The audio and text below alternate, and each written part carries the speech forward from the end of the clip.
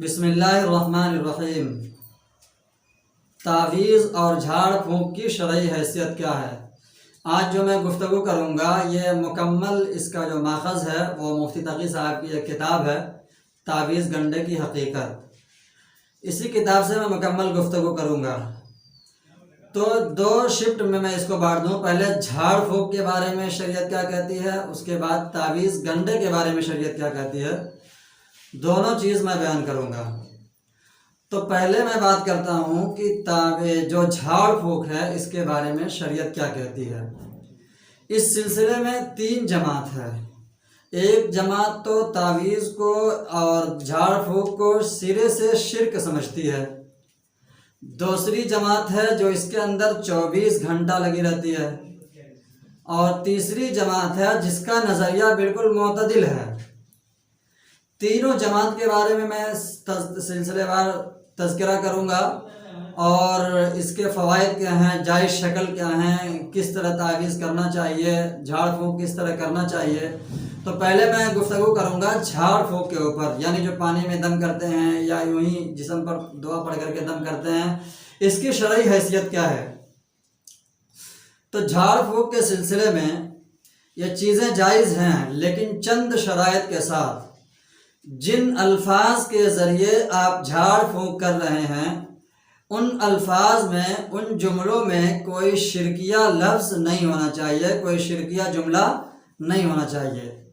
دوسری بات، آپ کا یہ عقیدہ ہونا چاہیے کہ وہ لفظ ہیں وہ لفظ بنفس نفیس شفا دینے والے نہیں ہیں، بلکہ شفا دینے کی ذات اللہ کی ہے، اور ہمارا کام ہے ان الفاظ کے ذریعے دعا کر دیا جائے۔ تیسری بات کہ جن الفاظ کے ذریعے آپ دعا کر رہے ہیں ان الفاظ کے معنی معلوم ہونا چاہیے۔ کیوں معلوم ہونا چاہیے؟ معلوم اس لیے ہونا چاہیے کہ جب الفاظ کے معنی آپ کو معلوم نہیں ہوں گے تو پتہ نہیں کیا وہ شرکیہ الفاظ ہیں یا کفریہ ہیں، کس طرح کے ہیں، آپ اس کو پڑھ رہے ہوں۔ اسی لیے یہ شرط لگائی گئی ہے کہ ان کے معنی جو ہے معلوم ہونا چاہیے۔ لیکن ایک حدیث کو لے کر کے اعتراض ہو سکتا ہے کہ چونکہ اللہ کے پیارے حبیب صلی اللہ علیہ وسلم کے سامنے ایک تعویذ کا رقعہ پیش کیا گیا تھا، تو اس سلسلے میں جس کا کوئی معنی معلوم نہیں تھا، اللہ کے پیارے حبیب صلی اللہ علیہ وسلم نے اس صحابی کو فرمایا کہ استعمال کرو، کوئی بات نہیں ہے۔ اس کو لے کر کے بعض ہیں اسی پر قیاس کر کے وہ کہتے ہیں چاہے لفظ سمجھ میں آئے، جملہ سمجھ میں آئے یا نہ آئے، تعویذ بنا سکتے ہیں، لیکن یہ بات ٹھیک نہیں ہے۔ مفتی تقی عثمانی صاحب کا بھی یہی کہنا ہے۔ اس کی دلیل کیا ہے؟ شجۃ قرنیۃ ملحۃ بحر قطع، یہ الفاظ ہیں وہ تعویذ کے جو اللہ کے پیارے حبیب صلی اللہ علیہ وسلم کے سامنے پیش کیا گیا تھا۔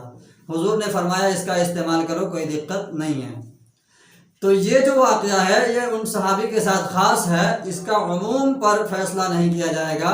جو ضابطہ ہے وہ ضابطہ یہی ہے کہ الفاظ کے معنی سمجھ میں آنا چاہیے۔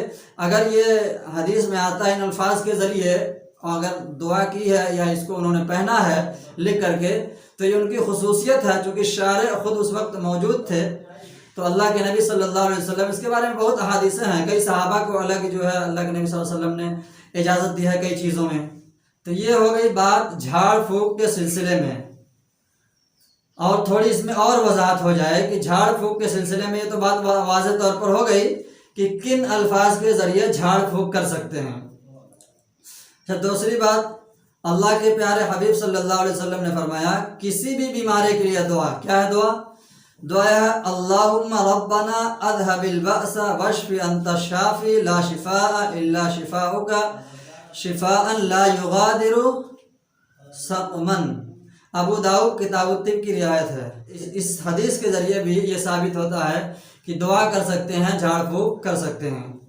اور اسی طرح اللہ کے پیارے حبیب صلی اللہ علیہ وسلم نے فرمایا معوذتین جو ہے پڑھ کر کے اپنے جسم پر انسان دم کر لے، اس سے بھی تمام شرور و فتن سے آدمی محفوظ رہتا ہے۔ اس کا طریقہ کیا ہوگا کہ معوذتین پڑھ لے اور اپنے دونوں ہاتھوں پر پھونک لے، پھونک کر کے پورے جسم پر پھیر لے 3 مرتبہ، تو اس سے بھی آدمی شیطان سے، جنات سے اور بھی تمام بلاؤں سے محفوظ رہتا ہے۔ یہ اللہ کے پیارے حبیب صلی اللہ علیہ وسلم کا قول ہے۔ اور کسی بھی مسئلے کے دلیل کے لیے اللہ کے پیارے حبیب صلی اللہ علیہ وسلم کی ایک ہی حدیث کافی ہوا کرتی ہے۔ اور اسی طرح عبداللہ ابن عمر روایت کرتے ہیں کہ رسول اللہ صلی اللہ علیہ وسلم عبداللہ بن سلام کو یہ دعا بتلایا۔ دعا کیا تھی؟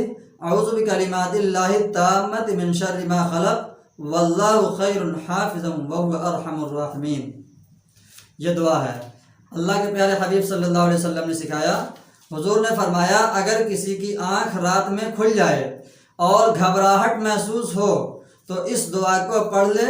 چنانچہ عبداللہ بن عمر رضی اللہ تعالیٰ عنہ فرماتے ہیں کہ ہم نے اپنے جو بڑے بچے تھے ان کو دعا یاد کروا دیا، اور جو بڑے نہیں تھے، جو چھوٹے تھے، ان کے گردن میں لکھ کر کے ہم نے لٹکا دیا۔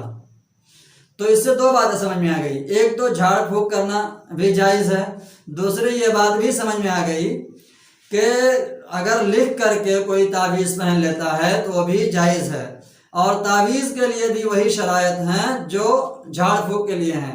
یعنی اس میں بھی ایسے کلمات نہیں ہونے چاہیے جس کے معنی سمجھ میں نہ آئیں، کفریہ شرکیہ الفاظ بھی نہیں ہونا چاہیے، اور عامل کا عقیدہ ہونا چاہیے کہ یہ لفظ جو ہے بنفس نفیس شفا دینے والے نہیں ہیں، بلکہ شفا دینے والی ذات اللہ کی ہے۔ اگر ان شرائط کے ساتھ دعا کی جاتی ہے، جھاڑ پھونک کی جاتی ہے، یا تعویذ بنائی جاتی ہیں تو جائز ہیں۔ ایک دلیل اور میں بتاتا چلا جاؤں۔ ایک مرتبہ صحابہ کی جماعت کہیں جا رہی تھی، رات وہیں پر ہو گئی، کھانے پینے کا سامان ختم ہو گیا تھا، تو پڑوس میں ایک غیر مسلموں کا گاؤں تھا، وہاں لوگ گئے، انہوں نے مطالبہ کیا کہ کچھ کھانے پینے کے سامان دے دیا جائے، ہم لوگ مسافر ہیں، لیکن تعصب کے بنیاد پر ان لوگوں نے کھانے کا نظم نہیں کیا۔ تو یہ لوگ آئے، اتفاق یہ ہوا کہ اس قبیلے کے سردار کو سانپ کاٹ لیا۔ جب سانپ کاٹ لیا تو سارے حربے لوگ اپنائے، ٹھیک نہیں ہوا، تو لوگ بولے کہ ارے کل جو لوگ آئے تھے ان کو بلاؤ، وہ مولوی قسم کے لوگ ہیں، دیکھتے ہیں ہو سکتا ہے وہ جھاڑ پھونک کرے تو ٹھیک ہو جائے۔ تو ایک صحابی اس میں سے چلے گئے اور انہوں نے دعا کی، دعا کرنے کے بعد جو ہے وہ سانپ کا زہر اتر گیا، سورہ فاتحہ پڑھ کر کے انہوں نے دم کیا اور سانپ کا زہر ختم ہو گیا۔ تو اس کے بدلے میں انہوں نے بکریوں کا ایک ریوڑ انعام میں دیا ان کو، تو لے کر کے آئے حضور پاک صلی اللہ علیہ وسلم کے پاس۔ تو بعد میں ان کو خیال آیا کہ پتہ نہیں یہ جائز ہے کہ نہیں، تو حضور سے فرمایا، تو حضور نے کہا کہ نہیں تم استعمال کرو، جائز ہے۔ تو اس سے دو باتیں سمجھ میں آئیں، ایک تو جھاڑ پھونک کی دلیل، دوسرے اس پر جو پیسے لیے جاتے ہیں یہ، لیکن پیسے لیے جاتے ہیں اس کی بھی بہت ساری شکلیں ہیں، میں ابھی اس کے بارے میں بتا رہا ہوں۔ تو یہ بات بالکل واضح طور پر ثابت ہو گئی دلائل کے ذریعے کہ جھاڑ پھونک کرنا بھی جائز ہے اور تعویذ بنا کر کے پہننا لٹکانا بھی جائز ہے۔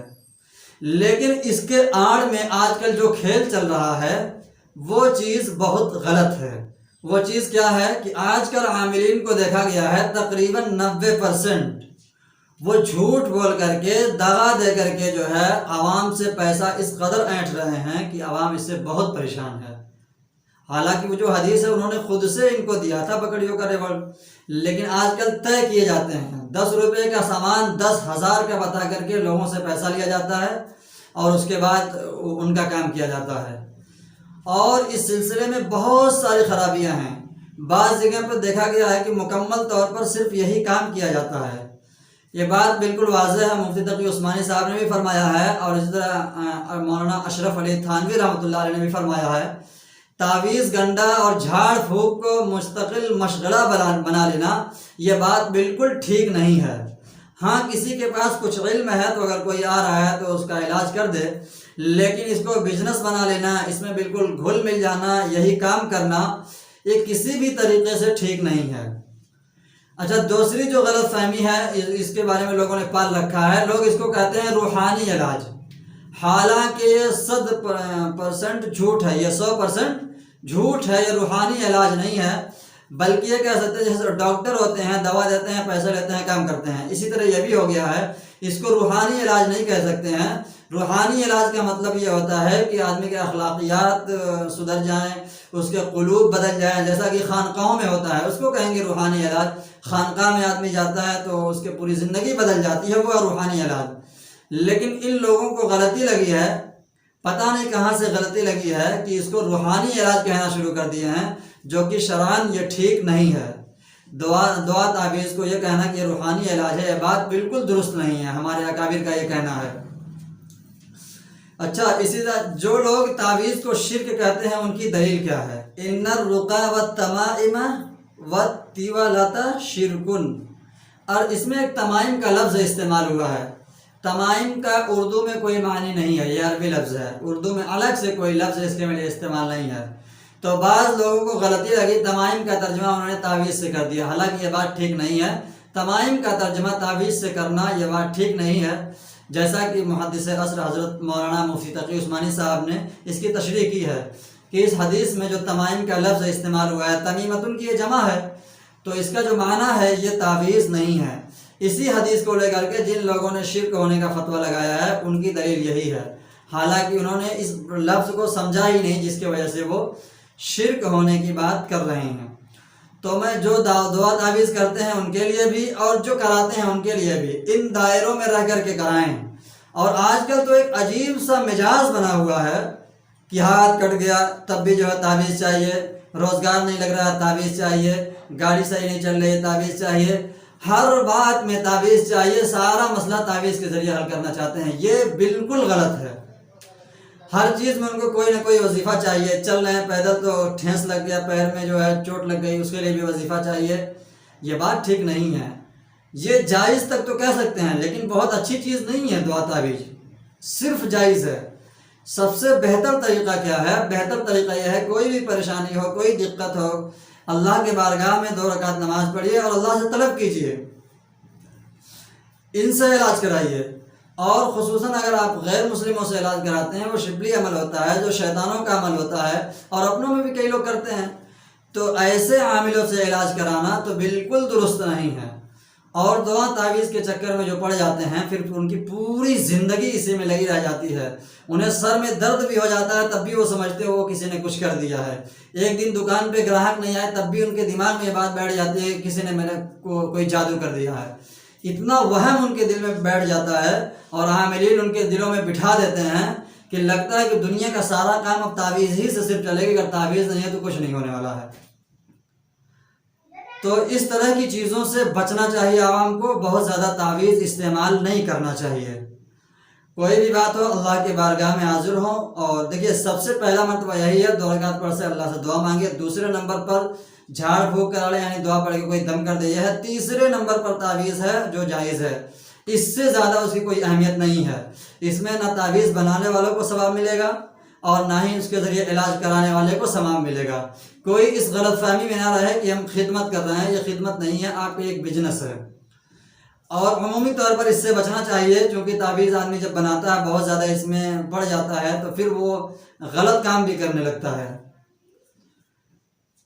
اس لیے ہر انسان کو یہی کوشش کرنا چاہیے کہ اللہ تبارک و تعالیٰ کی بارگاہ میں حاضر ہو اور جو ہے وہاں اللہ سے مانگے اور سب کچھ ایسا کرے، تعویذ کے چکر میں بالکل نہ پڑے، ہر کام تعویذ سے حل نہ کرائے۔ اگر تعویذ اتنے ہی فائدہ کرتی تو جو خود تعویذ بنا رہے ہیں ہر طرف سے بے روزگار ہو کر کے، تو پھر اس میں کیوں آتے ہو؟ اپنی تعویذ بنا کر کے کروڑ پتی ہو جاتے، آپ سے کیوں مانگتے اتنا پیسہ لگے گا اس کے کرنے کے لیے، اتنا پیسہ لگے گا اس کو کرنے کے لیے؟ تو آخر میں جو حاصل کلام یہی ہے، جھاڑ پھونک کرنا بھی جائز ہے اور دعا تعویذ کرنا بھی جائز ہے، لیکن وہ 3 شرائط کے ساتھ، کفریہ شرکیہ الفاظ نہ ہوں، اور اسی طرح الفاظ کے معنی معلوم ہو، اور اسی طرح جو ہے جو لفظ آپ استعمال کر رہے ہیں اس کے بارے میں یہ ہو کہ اس کو شفا دینے کی ذات اللہ کی ہے اور کسی اور کی نہیں۔ اور اس کے بارے میں آگے گفتگو میں کروں گا دوسری کلپ میں کہ کن کن الفاظ کے ذریعے جھاڑ پھونک کر سکتے ہیں اور کون سے الفاظ مؤثر ہیں اور کون سے الفاظ حضور پاک علیہ الصلوۃ والسلام سے ثابت ہے۔ انشاءاللہ اگلے کلپ میں گفتگو کروں گا۔